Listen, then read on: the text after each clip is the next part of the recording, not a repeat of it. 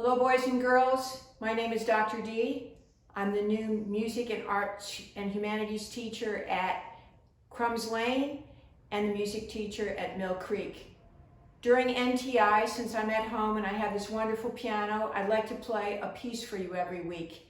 My choice this week is the Maple Leaf Rag by Scott Joplin.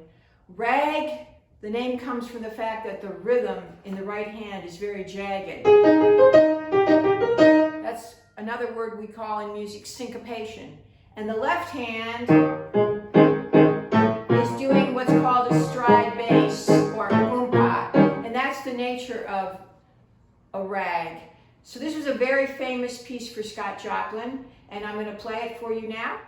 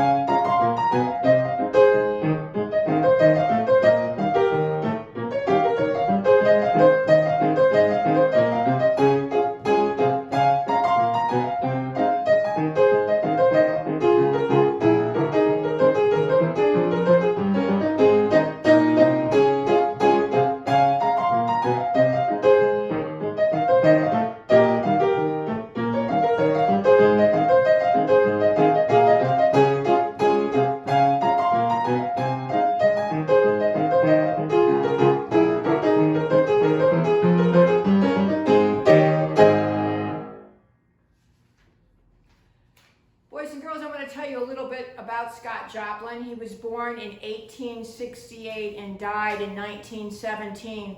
So sadly, he did not have a long life. He was 49 when he died. He was very famous for that piece, Maple Leaf Rag, and when it was written, he became called the King of Rag. He grew up in a musical family. His family also worked for the railway. His dad was a violinist. His mother sang and she was a banjo player. When she cleaned houses, Scott Joplin would practice the piano. He was very fortunate when he was a young man, about 11 years old, that Julius Weiss, a German-born American music professor, took a great interest in him and gave him piano lessons free of charge, and he also helped him to get a used piano.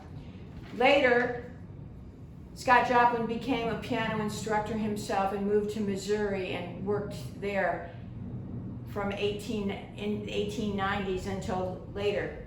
He died, unfortunately, a very tragic death from a chronic illness, and he died very poor, what we call a pauper. He couldn't even afford to have his grave marked. And it wasn't until 1974 that his grave was actually marked. And in 1976, he was given the Pulitzer Prize posthumously.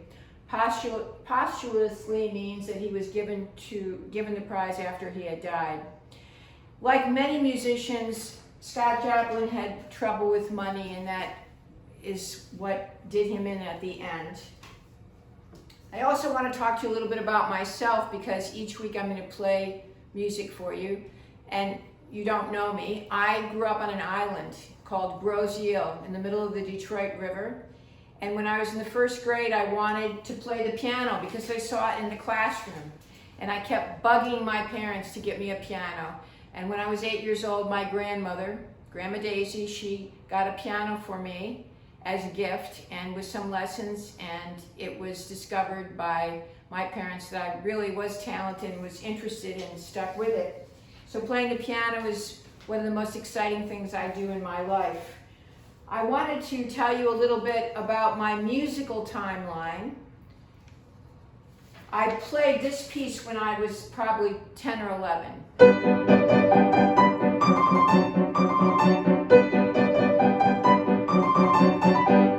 That piece is called Rage Over the Lost Penny by Beethoven.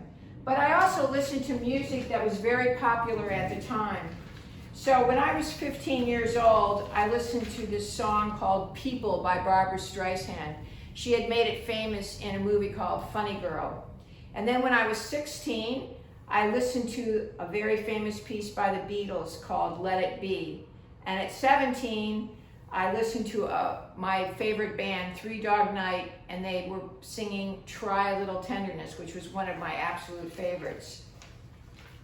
So I would like you, if you're interested and want to, create a timeline for yourself. Name 3 years, maybe when you were 6, 7, or 8, or 7, 8, 9, or 9, 10, and 11, and tell me what was your favorite song during that year of your life. And we will get to know each other better as time goes on. You can find my email on the Arts and Music page. It's also deneen.leblanc@jefferson.kyschools.us. Until I play for you next week, have a good week. Welcome back to school.